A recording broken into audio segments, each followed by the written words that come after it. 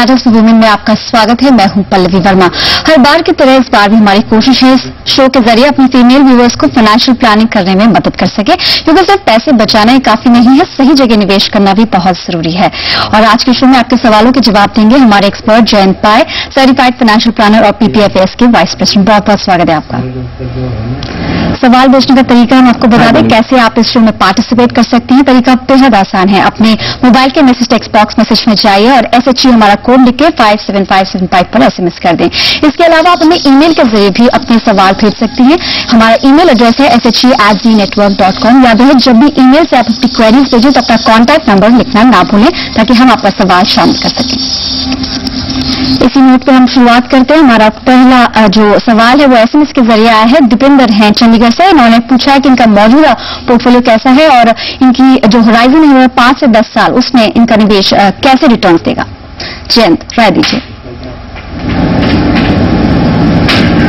Dipendra, senior portfolio एक अच्छा है कि आप जो भी आपका मंथली इनकम है उसका 20% आप म्यूचुअल फंड्स में निवेश कर रहे हो, विच अ वेरी गुड परसेंटेज। उसके ऊपर आपने जो भी फंड्स चुने हैं वो भी अच्छे हैं। और आपने बहुत से लोग ऐसे करते हैं कि अगर वो बहुत फंड्स में निवेश करते हैं तो lot of them are sector funds और थीमेटिक फंड्स। तो ये अच्छा है कि आपने ज्यादातर लार्ज कैप फंड्स में निवेश किया है। आपके पोर्टफोलियो में थोड़े चेंजेस हम लोग फिर भी ला सकते हैं। फॉर एग्जाम्पल, आप पर मंथ 10,500 रुपीज निवेश कर रहे हो। Now for that 8 funds I think are just too many. I think 4 to 5 funds are good enough. तो आप जो एग्जिस्टिंग पोर्टफोलियो है उसमें 3 फंड्स में आप SIP नेक्स्ट मंथ से बंद कर सकते हो। एक है Tata infra, second is Reliance growth और थर्ड है फिडेलिटी इक्विटी। अभी रिलायंस ग्रोथ का परफॉर्मेंस लास्ट 4 साल से काफी निराशाजनक है, तो इसलिए मैं कह रहा हूं कि उसको आप बंद कीजिए। फिडेलिटी इक्विटी का परफॉर्मेंस अच्छा है, लेकिन हाल ही में उसका जो टॉप मैनेजमेंट है that has changed. For example, like Fidelity has sold it to L&T, तो इसके बाद there is less certainty on how the fund will perform going ahead. इसलिए मैं कह रहा हूं कि उसमें आप ये SIP बंद कीजिए। और टाटा इंफ्रा एक है कि आपका अमाउंट काफी छोटा है, it's only 500 per month, so I think it is not required in your portfolio. तो ये सब चेंजेस करने के बाद आपका जो नया पोर्टफोलियो है वो ऐसा दिख सकता है। HDFC top 200 2,000 per month, DSP top 100 3,000 per month, Birla frontline 1,500 per month, IDFC premiere equity 2,000 per month और लास्ट है एक्सिस ट्रिपल एडवांटेज, वो भी 2,000 per month. So total amount that you will invest will be the same. Only thing the number of funds will reduce to only 5. Also I think you asked कितना आपका amount हो सकता है 5 और 10 साल में. अगर हम ये अनुमान लगाए कि आप 11% पर एनम का रिटर्न कमाओगे तो 5 साल में ये पोर्टफोलियो में आपको अराउंड 8.3 lakhs आप जुटा सकते हो और in 10 years it could go up to around 22.5 lakhs. But only thing I suggest you keep reviewing your portfolio every year. तो दीपेंद्र, उम्मीद है कि आपको अपने सवाल का जवाब मिला होगा. ध्यान रहे कि जब भी आप म्यूचुअल फंड में इन्वेस्ट करें तो अपने पोर्टफोलियो में 5 से 6 फंड्स रखें. बहुत ज्यादा फंड्स और वो भी एक ही कैटेगरी के फंड्स नहीं होने चाहिए. साथ ही रिव्यू करना भी बहुत जरूरी होता है. इसके साथ ही आगे बढ़ते हैं. हमारा अगला सवाल भेजा है अंशु ने ईमेल के जरिए. वो जानना चाहती है कि एक सिक्योर्ड इन्वेस्टमेंट कहाँ करें. वो 2 साल में 2 लाख रुपए निवेश करना चाहती है. जयंत, क्या राय देंगे आप? अंशु, क्योंकि आपका टाइम होराइजन ज्यादा लंबा नहीं है और आप सिक्योर्ड रिटर्न्स चाहते हो, मुझे लगता है कि कोई भी अच्छे नेशनलाइज्ड बैंक के फिक्स्ड डिपॉजिट में आप ये पैसा 2 साल के लिए निवेश कर सकते हो. State Bank of India is a good option because it's one of the safest banks. Currently they are giving an interest rate of around 9% per annum. तो आप which is quite good and I think these rates are going to come down. तो मुझे लगता है कि 2 साल के लिए आप उसमें निवेश कर सकते हो. Don't go in for any complex investments for this period. दूसरा है कि गवर्नमेंट सेविंग स्कीम्स भी अच्छे रिटर्न्स देते हैं, लेकिन उसमें जो मिनिमम मैच्योरिटी पीरियड होता है that is around 5 years. So that's why it is not suitable to you. तो इसलिए मैं कह रहा हूं कि आप SBI के FD में आप निवेश कर सकते हो. तो उम्मीद है अंशु आपको कुछ अच्छे ऑप्शंस यहाँ पर दिख रहे होंगे. जैसे 1 से 2 साल के लिए अगर आप निवेश कर रहे हैं तो आपको 9 से 9.25% का जो ब्याज है वो मिल पाएगा. और इसके साथ ही हम अपने अगले कॉलर की ओर बढ़ते हैं. करुणा है ये मेरठ से. इन्होंने सवाल ये भेजा था कि LIC wealth plus insurance plan में ये निवेश कर रही हैं और जानना चाहती है क्या मैच्योरिटी तक बने रहना इनको फायदेमंद साबित होगा. ये जो LIC का वेल्थ प्लस है वो एक गारंटीड NAV प्लान है. तो it's a 10-year horizon close ended policy and there are 2 premium paying option in that. One is single premium और दूसरा है कि आप 3 साल तक प्रीमियम भर सकते हो. गारंटीड NAV पॉलिसीज का एक फीचर ये होता है कि जो भी फर्स्ट 7 years का जो हाईएस्ट NAV है वो निवेशक को मिलता है, लेकिन उसके लिए उनको पूरा समय तक निवेशित रहना होगा. That is for the entire 10-year period. They can not withdraw prematurely. तो मेरी राय है कि आप इसमें बने रहें. और दूसरा है कि अगर आपने सिंगल प्रीमियम ऑप्शन चुना है तो ऑलरेडी आपने पूरा प्रीमियम तो भर दिया है, तो it does not make sense for you to withdraw prematurely and lose the guaranteed NAV benefit. तो इसलिए मेरी राय है कि आप इसमें जो मैच्योरिटी पीरियड है उसमें you stay invested till that period. Mister Jayant, आपकी राय में अगर एक आइडियल पोर्टफोलियो की हम बात करें तो उसमें क्या क्या चीजों का ख्याल रखना चाहिए, चाहे वो शॉर्ट टर्म के लिए हो या लॉन्ग टर्म के लिए, बट एक आइडियल पोर्टफोलियो आप किसे कहेंगे? See, depending on your time horizon, जो इक्विटी का जो कंपोनेंट है दैट विल चेंज, बिकॉज जो फिक्स्ड इनकम पार्ट है, that is whether it's fixed deposits और डेट फंड्स, उसमें ज्यादा तब्दीली होने की जरूरत नहीं है. लेकिन इक्विटी कंपोनेंट जो है दैट जितना आपका लंबा होराइजन है उसमें आप अगर ज्यादा इक्विटी कंपोनेंट रखें तो बेहतर होगा, because equity takes time to perform. So जैसे कि हम देख रहे हैं कि लास्ट 1-1.5 साल से इक्विटी परफॉर्म नहीं कर रहा है, but over say if you see a 3 and 5 year horizon, the performance is often much better than the short term. तो अगर आपका केवल 2 साल का horizon है, so I would not suggest more than say 20% equity, but if you have a 10-year horizon, I suggest you at least have 80% of equity, and that too through equity mutual fund SIPs. नजरिया जो है जैसे long term का, इसके अलावा as भी शायद एक फैक्टर हो सकती है इक्विटी में निवेश करने के, साथ ही जो जोखिम लेने की जो क्षमता होती है एक इन्वेस्टर की, उस पर भी शायद निर्भर करेगा. क्या कहेंगे आप? हाँ, वो तो है. इसी तरह several factors, but you know तो यूजुअली ये जो क्लाइंट का जो इंडिविजुअल सिचुएशन है उसके हिसाब से हम लोग एडवाइस देते हैं. लेकिन as a general rule it is that जो यंगर एज के निवेशक हैं उनको ज्यादा इक्विटी लेना चाहिए, एंड अगर आपका निवेश का टाइम होराइजन लंबा है तो ज्यादा इक्विटी होना चाहिए. जोखिम लेने की क्षमता जो है वो हर एक केस में चेंज होते रहेगा. It will not be the same. So that is certainly a factor, but that only depends. We can know it only after individually speaking to a client. कहीं ना कहीं देखा जाए तो एज फैक्टर डेफिनेटली प्ले करता है कि कैसे पोर्टफोलियो बना जाए, साथ ही उनका होराइजन कितना लंबा है, शॉर्ट टर्म के लिए कर रहे हैं या फिर लॉन्ग टर्म के लिए. चलिए वक्त हुआ एक छोटे से ब्रेक का, जल्द लौट के आएंगे.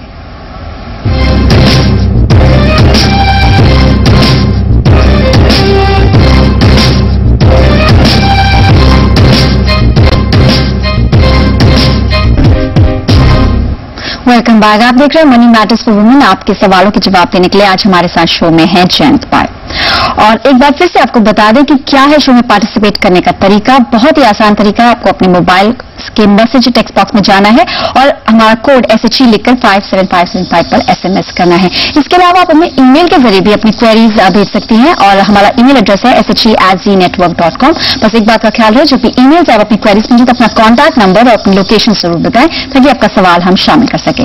इसी के साथ बढ़ते हैं अपने 4th क्वेश्चन की तरफ. ये सोहिनी है नोएडा से. इन्होंने PPF के ऊपर सवाल पूछा है कि PPF खोलना चाहती है, कहां से ज्यादा प्रेफरेबल होगा, किसी बैंक से या फिर पोस्ट ऑफिस से?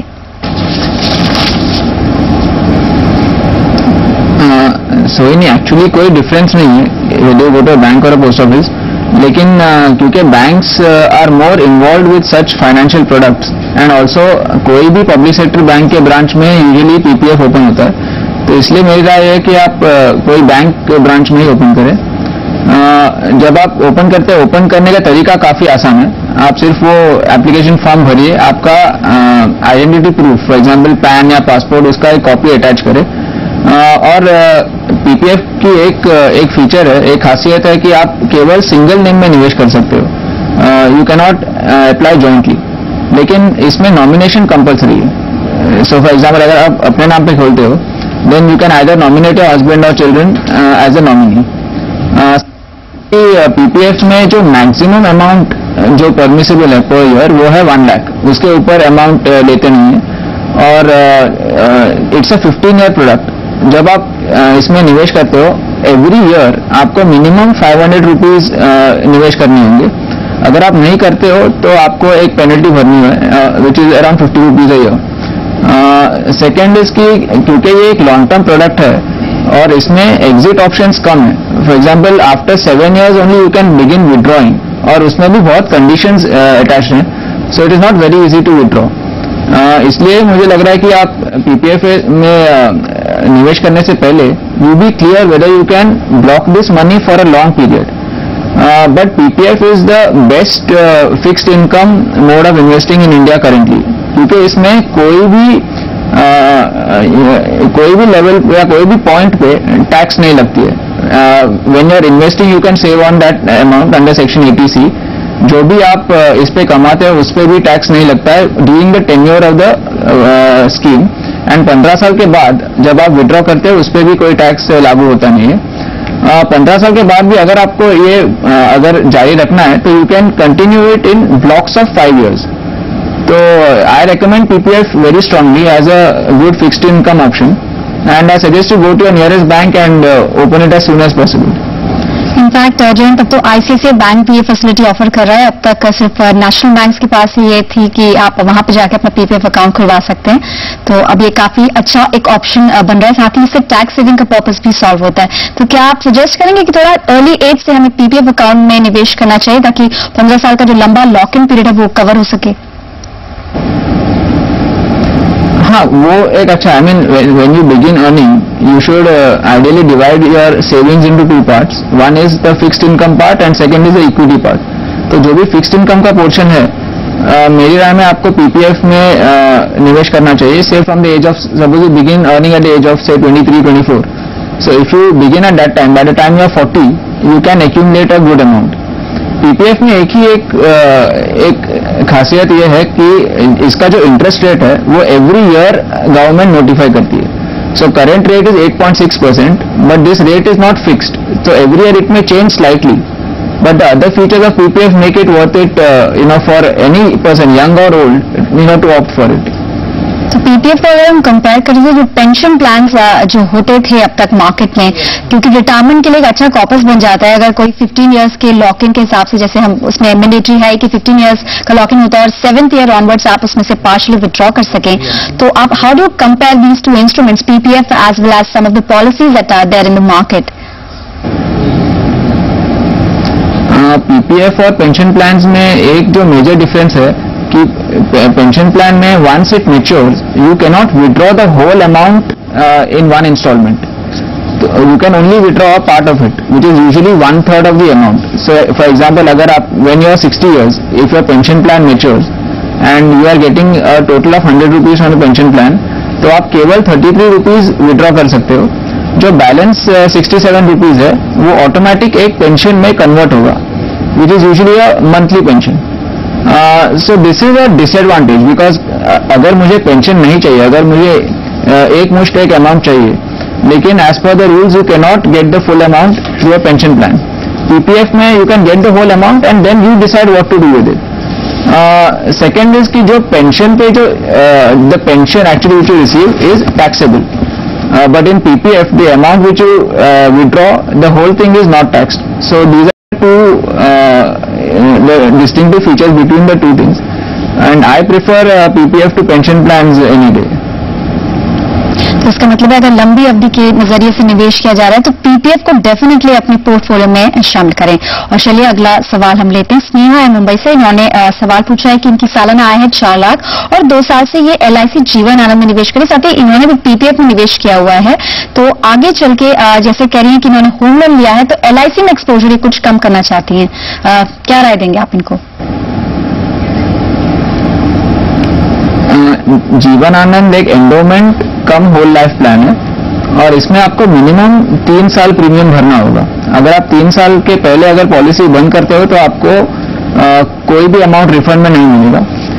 3 साल के बाद भी, like for example on the 4th year if you withdraw you will only, first year का तो प्रीमियम से you will not get anything, जो सेकेंड और थर्ड ईयर प्रीमियम है उसमें उससे भी केवल आपको 30% अमाउंट वापस मिलेगा।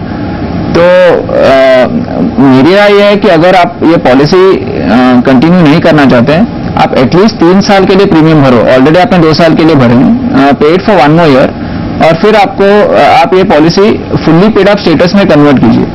What this means is that आपका पॉलिसी जारी रहेगा, लेकिन आपको आगे के प्रीमियम भरने नहीं पड़ेंगे। ओनली थिंग जो लाइफ कवर है that will reduce. For example, अगर ये पॉलिसी, अगर आपका 10 years का पॉलिसी था और आप 3 साल के बाद अगर फुल्ली पेड अप करते हो, तो जो भी आपका लाइफ कवर है that will reduce proportionately. For example, अगर आपका 100 रुपए का लाइफ कवर था 10 साल के लिए, तो 3 साल के बाद अगर आप ये फुल्ली पेड अप करोगे तो आपका लाइफ कवर कम होकर केवल 30 रुपया होगा। So what you can do is, ये जो लाइफ कवर आप जो गवा रहे हो वो वापस पाने के लिए आप आजकल बहुत सारे ऑनलाइन टर्म प्लान्स हैं जो काफी कम प्रीमियम में आपको अच्छा लाइफ कवर देते हैं। फॉर एग्जाम्पल, एगॉन डेलीगेयर का आई टर्म 2 करके एक ऑनलाइन प्लान है, which is India's cheapest online term plan. इसमें suppose you want to cover yourself for 1.5 crores for your age, आपको केवल 8,500 रुपीज भरने होंगे, so per annum for a 40-year कवर। So I feel online term plans are a very good option. तो आप अगर जीवन आनंद आप अगर फुल्ली पेड अप भी करोगे तो you will not lose much on the life cover if you choose some other online term plan. दूसरा, आप कह रहे हो कि आप अभी एक 20,000 you can still keep investing. So if you split this thing, तो 8,500 आपका ये ऑनलाइन टर्म प्लान के प्रीमियम में जाएगा। बैलेंस जो 11,500-12,000 बचते हैं, that you can purchase mutual funds because they are a much cheaper way of creating a wealth as compared to a life insurance policy. तो कोई 2 अच्छे फंड्स आप चुन सकते हो। a few examples are Franklin Blue Chip, HDFC Top 200 या DSP Top 100. So there are many funds, but मेरा है कि आप म्यूचुअल फंड्स के जरिए इन्वेस्टमेंट का पोर्शन करें, और जो लाइफ इंश्योरेंस का पोर्शन है that you do it through an online term plan. तो स्नेहा, आपको जैसे कि जयंत ने बताया है कि आप अपने जो कवर को कम करना चाहती हैं वो सही है, लेकिन इसके साथ साथ म्यूचुअल फंड में इन्वेस्ट कर सकती हैं और एक अच्छा ऑनलाइन टर्म प्लान ले सकती हैं, जो कि एक अच्छा और चीप ऑप्शन रहेगा। तो आपका कवर भी बना रहेगा और आपकी एक अच्छा इन्वेस्टमेंट स्ट्रैटेजी बन जाएगी। इसी नोट पर हम एक छोटा सा ब्रेक लेते हैं, चल लौट के आएंगे।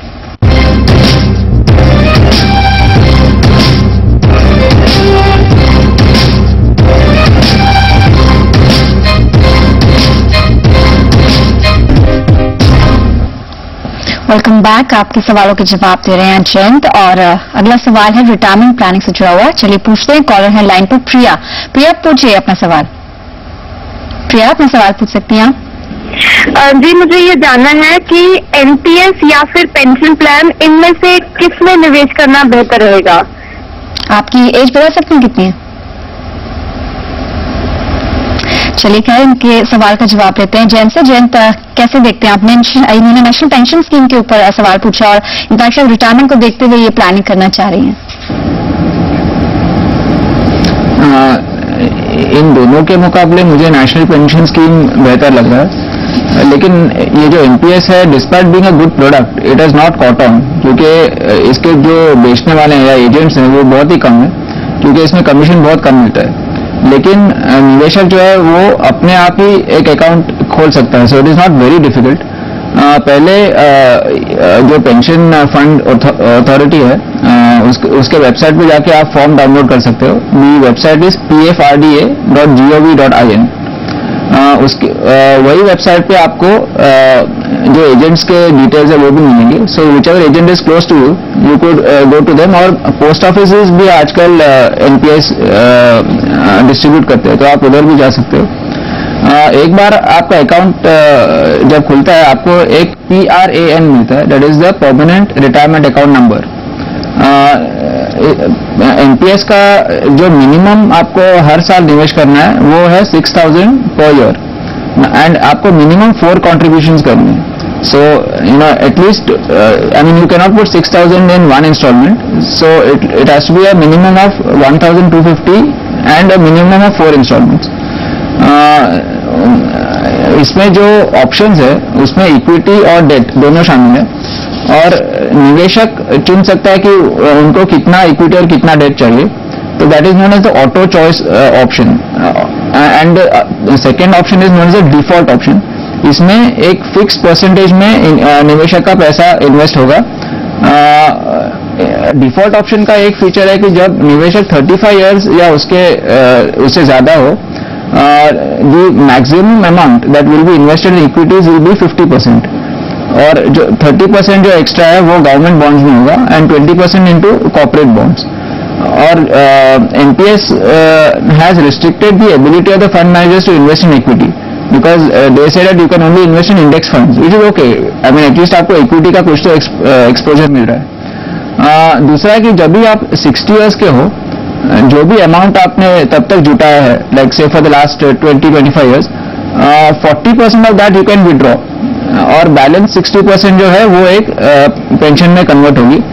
This is more or less similar to the pension plans where you can withdraw 33% and the balance is converted to a pension. तो एनपीएस में भी आपको पूरा अमाउंट विड्रॉ करने का परमिशन नहीं है. लेकिन अगर आप 70 इयर्स क्रॉस होते हो, then you have to compulsorily take back the entire amount. So this will also help, like for example when you are older and you require a big lump sum, in NPS you are permitted to withdraw that whole amount. In fact you have to compulsorily withdraw after the age of 70. तो मेरी राय में अगर निवेशक थोड़ा effort ले in the beginning, and takes pains to open the NPS account, it is a far better option as compared to the pension plans given by life insurance companies. जी जैन, तो उम्मीद है कि आपको आपका सवाल का जवाब मिल गया होगा प्रिया, और एक अच्छा प्लान, एक अच्छा ऑप्शन हो सकता है इक्विटी और डेट का. इस नोट पे हम शो को वाइंड अप करते हैं. अगले हफ्ते हम कुछ और सवालों के साथ हाजिर होंगे आपके सामने. जैन, बहुत बहुत शुक्रिया आपका आज शो में जुड़ने के लिए. आप देखते रहिए सी बिजनेस.